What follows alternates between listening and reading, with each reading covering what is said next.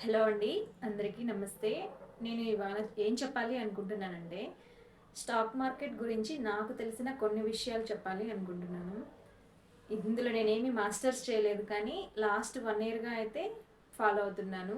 నా అనుభవాలనైతే మీతో షేర్ చేసుకోవాలి అనుకుంటున్నాను. ఇందులో నేను టాపిక్‌లోకి వెళ్ళిపోయే ముందు స్టాక్ మార్కెట్ గురించి ఒక 2 మినిట్స్ చెప్తానండి. ఎవరికి తెలియని వాళ్ళ కోసం, తెలిసిన వాళ్ళైతే స్కిప్ చేసేయండి. సపోజ్ ఎగ్జాంపుల్ మనకి ఒక ఎస్బీఐ బ్యాంక్ మనకి బాగా విలేజెస్లో ఉండే వాళ్ళకి తెలిసింది ఎస్బీఐ బ్యాంక్, ఇండియన్ బ్యాంకు ఇవి ఉన్నాయి కదా. ఈ ఈ బ్యాంక్స్ అలాగే మన చిన్నపిల్లలకు పెట్టే పిండి నెస్లే ఆ కంపెనీ, బ్రిటానియా బిస్కెట్స్ మనకి బాగా తెలిసినవి కదా ఇవి. అలాగే ఇంకా కొంచెం మనకి సాఫ్ట్వేర్ వైపు వెళ్తే విప్రో ఈ కంపెనీస్ ఉన్నాయి కదా.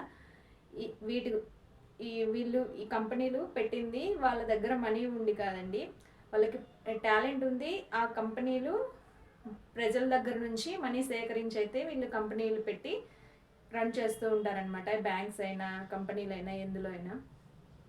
ఇందులో వచ్చేసరికి మనం ఇన్వెస్ట్ చేసుకొని మనం కూడా అందులో ఇన్వెస్టర్స్గా మారచ్చు. మీకు ఇప్పుడైతే కొంచెం తెలిసింది అనుకుంటున్నాను. ఎస్బీఐ బ్యాంకు, ఇండియన్ బ్యాంక్ నేను చెప్పిన సపోజ్ ఎగ్జాంపుల్గా తీసుకోండి, విలేజెస్లో ఉండేవాళ్ళు. ఇదంతా మనకి ఒక సంస్థ లాగా అనమాట, అందరూ నడుపుతూ ఉంటారు. ఇందులో నే నా అనుభవాలు అయితే చెప్తాను చూడండి. నేను లాస్ట్ నవంబర్లో మా హస్బెండ్ అయితే నాకు డిమాట్ అకౌంట్ ఓపెన్ చేసి కొంత అమౌంట్ అయితే నా అకౌంట్లో వేశాడు. అప్పుడు నాకు స్టాక్స్ బై చేయడం, సెల్ చేయడం అవన్నీ ఏమి కూడా తెలీదు. జస్ట్ డిసెంబర్లో స్టార్ట్ చేశాను. అది యూట్యూబ్లో చూసి స్టార్ట్ చేశాను బై చేయడం. మా హస్బెండ్ కూడా నేను అడగలేదు, యూట్యూబ్లో చూసి స్టార్ట్ చేశాను. అప్పుడు జనవరిలో ఏం చేశానంటే ఒక మిస్టేక్ చేశాను ఫస్ట్. అప్పుడు నాకు స్టాక్స్ ఏంటి బై చేయడం, సెల్ చేయడం తెలుసు కానీ ఆ స్టాక్స్ యొక్క రీసెర్చ్ చేయకుండా ఒక స్టాక్ని అయితే నేను బై చేశాను. ఐటీఐ అని, అది టెలికమ్యూనికేషన్ ఎక్విప్మెంట్ కంపెనీ అనమాట. ఆ కంపెనీ నేను అది ఏం జరిగిందంటే జనవరిలో 3 days ఒకరోజు 80 రూపీస్, ఒకరోజు 100 రూపీస్, ఒకరోజు 50 రూపీస్ పెరిగింది. నేను ఇంక ఇలాగే పెరుగుతుందిగా రోజు అని థర్డ్ డే బై చేశా. 550 to 553లో 100 షేర్స్ అయితే బై చేశా. నేను బై చేసిన రోజు నుంచే అది తగ్గడం స్టార్ట్ అయిపోయింది. ఆ రోజే 6000 లాస్ వచ్చింది తెలుసా. ఇంకా ఆ రోజు నుంచి ఇప్పటి వరకు అది లాస్ట్ ఇప్పుడు 313, 320 అటు ఇటు తిరుగుతూ ఉంది. అది ఇప్పుడు 40% లాస్లో ఉందండి. అది త్వరగా రికవరీ అవ్వాలని కోరుకుంటున్నాను. నేనైతే ఇంట్రాడే అది ఏం చేయనండి, జస్ట్ బాగా తగ్గిన స్టాక్స్ ఏమైనా ఉంటాయి చూడండి, అవి తీసుకొని అవి ఒక 150 అలా నా దగ్గర అమౌంట్ ఉన్నంత వరకు కొనేసి వాటిని సెల్ చేస్తూ ఉంటాను. అందులో ఒక 2K 3K ప్రాఫిట్ చూసుకొని సెల్ చేస్తూ ఉంటానండి. నేను చేసేదైతే ఇది. ఇంట్రాడే అయితే నాకు తెలీదు, నేను చెయ్యను. అది ఎవరైనా బాగా అది కూడా సబ్జెక్ట్ కదా, నేర్చుకొని చేసుకుంటే బెనిఫిట్స్ ఉంటాయేమో. బట్ నేనైతే నాకు తెలియదు కాబట్టి నేను ఓన్లీ డెలివరీలోనే స్టాక్స్ అయితే బై చేస్తాను. అవి ఎన్ని ఇయర్స్ అయినా ఉంచుకోవచ్చు కదా మనం. ఇందులో మనకి ఇంట్రెస్ట్ అయితే మనకు వస్తుందండి. కోట్లు అయితే మనకి రావు. మనం కోట్లు ఇన్వెస్ట్ చేస్తేనే మనకు కోట్లు వస్తాయి. ఒక 5 లక్షలు 10 లక్షలు పెట్టి మనం దానికి ఇంట్రాడే టాలెంట్ ఉండి మనం కొంచెం కోర్స్ తీసుకొని అలా ఇన్వెస్ట్ చేస్తే వస్తాయి. కానీ మనం ఈరోజు పెట్టి రేపు రావాలి అంటే మాత్రం ఇందులో మనీ రాదండి. కొంచెం పేషెన్సీ ఉండాలి, చాలా ఓపిక ఉండాలి. కొంచెం కాదు, చాలా ఓపిక ఉండాలి.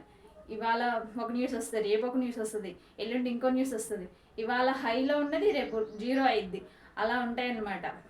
ఇందులో కొత్తగా ఎవరైనా స్టాక్ మార్కెట్లోకి ఎంట్రీ అవ్వాలనుకున్న వాళ్ళు అయితే నేను చెప్పేది ఒకటే అండి, మన దగ్గర మనీ ఉన్నాయని వెంటనే స్టాక్స్ కొనేయాల్సిన అవసరం లేదు.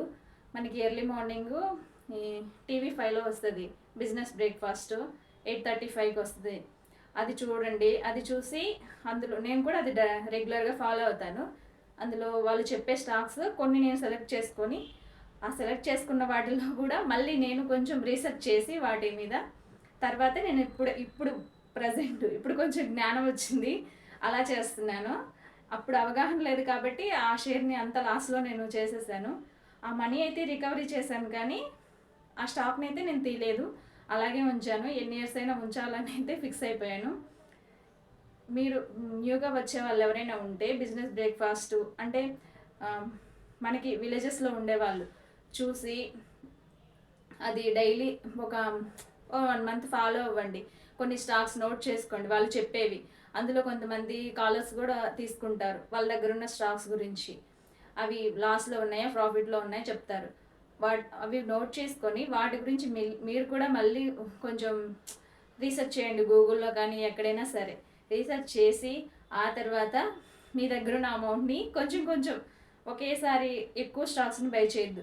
ఒక 10-20 అలాగా యాడ్ చేసుకుంటూ వెళ్ళండి. ఎక్కువ ఒకేసారి కొని లాస్ అయ్యి బాధపడడం అంత అవసరం లేదు. కొంచెం కొంచెం కొని మన ఇంట్రెస్ట్ అయితే మనకు వస్తుందండి.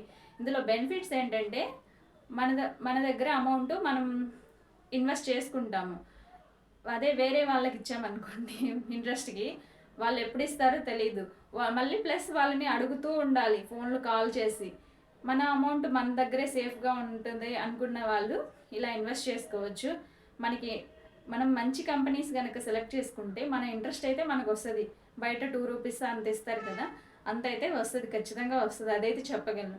అది మనం సెలెక్ట్ చేసుకునే స్టాక్స్ని బట్టి ఉంటుందండి.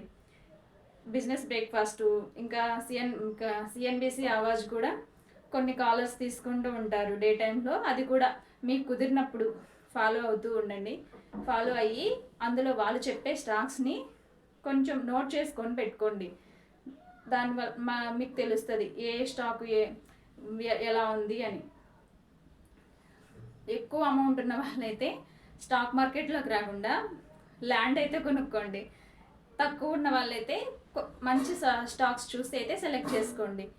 తక్కువ ఏ స్టాక్స్ పడితే ఆ స్టాక్స్ కొని నాలాగా ఇలాగా అవగాహన లేకుండా లాస్ అయితే అవ్వద్దు. అంతే అండి, నాకు తెలిసిన పరిజ్ఞానం అయితే ఇంతే. నేనేం మాస్టర్స్ ఏం చేయలేదు ఇందులో, జస్ట్ 1 ఇయర్గా అయితే ఫాలో అవుతున్నాను. బై చేయడం, సెల్ చేయడం. పిల్లలు స్కూల్కి వెళ్ళాక మండే టు ఫ్రైడే ఉంటుంది మార్కెట్ అయితే. మార్నింగ్ 9:30 నుంచి 3:30 9:15 to 3:30 చూస్తాను. చూస్తే నేను పెట్టిన స్టాక్స్ ఏమైనా ఒక 2K అలా ప్రాఫిట్ ఉన్నదనుకో తీసేస్తాను. ఎక్కువైతే ఆశపడను, 2K రాగానే నేను తీసేస్తాను. ఎక్కువ ఆశపోయినా మళ్ళీ నెక్స్ట్ డే తగ్గిపోద్దేమోనని నాకైతే భయం. లాంగ్ టర్మ్ ఇన్వెస్ట్మెంట్ కోసం అయితే కొన్ని స్టాక్స్ మంచిగా సెలెక్ట్ చేసుకొని ఒక 10 years 5 years కనుక ఉంచుకుంటే మనకి మంచి ప్రాఫిటే వస్తుందండి. మనకి ల్యాండ్లో పెట్టిన ఒకటే, ల్యాండ్ మీదే మనం ఇన్వెస్ట్ చేసిన ఒకటే, స్టాక్ మార్కెట్లో ఇన్వెస్ట్ చేసిన ఒకటే అనుకుంటాను. నా ఫీలింగ్ అయితే అదండి. మీకేమైనా నాకు తెలిసిందైతే ఇదే. ఓకే అండి, ఇన్వెస్ట్ చేసే వాళ్ళైతే కొంచెం చూసి ఆలోచించి చేయండి. ఇంకా ఏమైనా థ్యాంక్ యూ.